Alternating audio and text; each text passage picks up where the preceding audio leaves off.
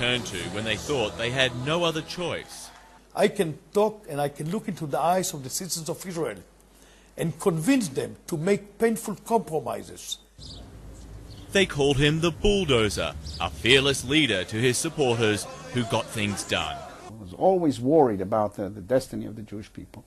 And it was clear that for the Jewish people to survive in this world, you have to stand up and fight.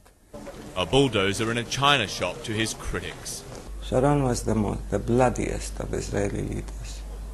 No scruples, no compunction, killing people, men, women, children, destroying homes, destroying trees and crops, stealing land. Born on a farm outside Tel Aviv, the son of Russian immigrants, he took the lessons from working the land to the highest office in Israel. He served bravely during Israel's War of Independence and quickly rose through the ranks. He was well liked by Israel's founding fathers. He was tall, he was handsome, he was blonde, and he was thin at the time. And they looked at him, and this is what we have produced in this land, this new Jew. But controversy was never far away. In 1953, after a wave of guerrilla attacks from Jordan, he led the infamous Unit 101 on a raid into the border town of Kibbutz, blowing up 45 houses, killing 69 Arab villagers. Sharon said he thought the houses were empty. By June 1967, he was back at war, now a general leading his tank battalion to a crushing victory over the Egyptians in the Sinai during the Six-Day War. But what he considered his greatest military achievement came in 1973 during the Yom Kippur War. He defied orders and surrounded Egypt's Third Army. It was a turning point in the war. Sharon, the war hero turned politician, one of the founders of his conservative Likud party. He was the father of the settlements, Jewish communities built on occupied Palestinian land, condemned internationally and seen as an obstacle to peace by many within Israel. That is part of the land of Israel, and we are going to stay there forever.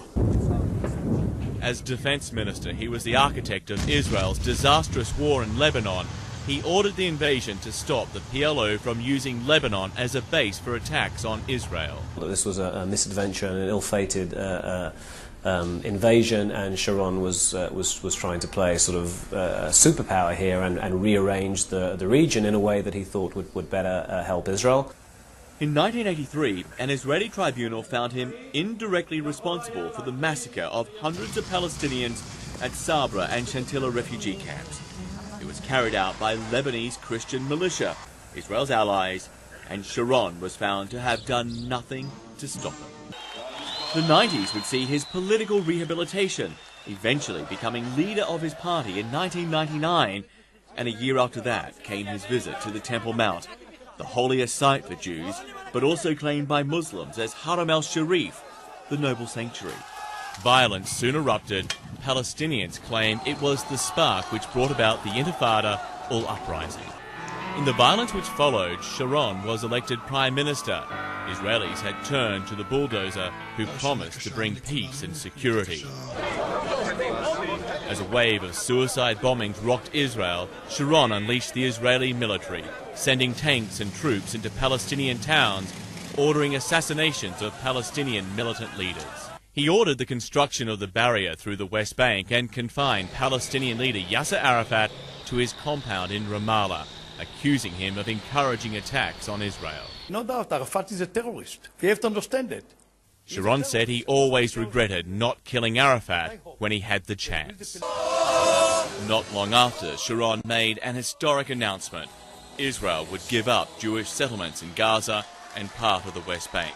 It brought him derision and death threats from the settlers who once saw him as their champion. It earned him applause overseas, but trouble at home, especially from a small group of political rebels within his own conservative Likud party. And by the end of 2005, Sharon had had enough. He bolted from his party and established a new centrist party called Kadima. Early opinion polls showed Sharon on track for a third term in office, but the man who many thought was unstoppable unexpectedly suffered a mild stroke in late December 2005. Less than 3 weeks after that, he was back in hospital, a major stroke this time. It left the Prime Minister in a coma on life support and struggling for his life.